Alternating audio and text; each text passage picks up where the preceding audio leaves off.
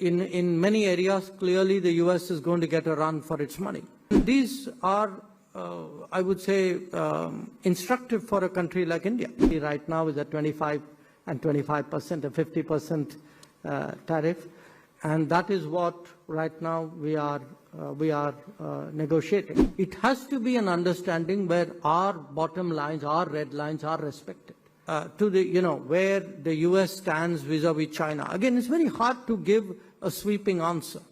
But the fact is that in many areas, clearly the U.S. is going to get a run for its money, which would not have been the case a few decades ago.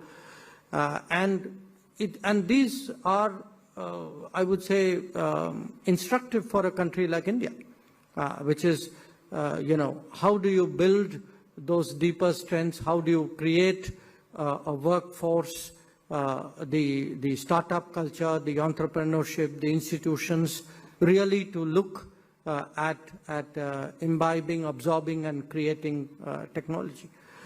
The hypothetical question you asked is very difficult to answer because it is hypothetical.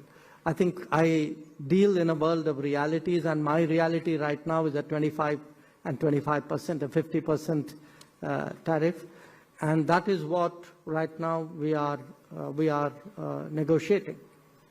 So, whatever happens, at the end of the day, there has got to be a trade understanding with the United States.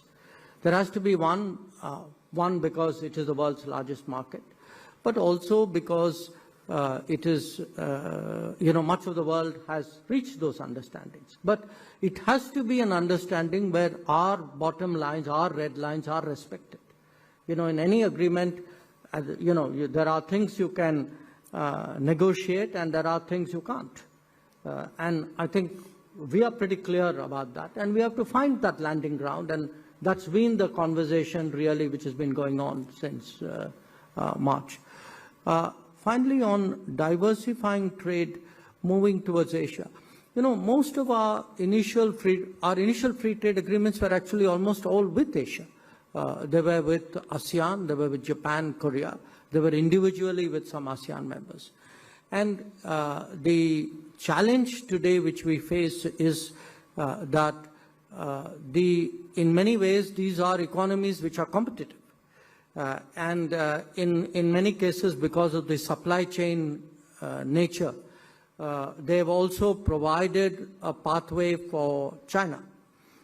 So I would very honestly say our focus should be on FTAs with economies that are not competitive, where there is really a deep, sustainable, predictable, and real market economy at work. Which is why we are very pleased with the UK FTA, which is why we are very serious about an EU FTA, and which is why we are striving for an understanding with the United States.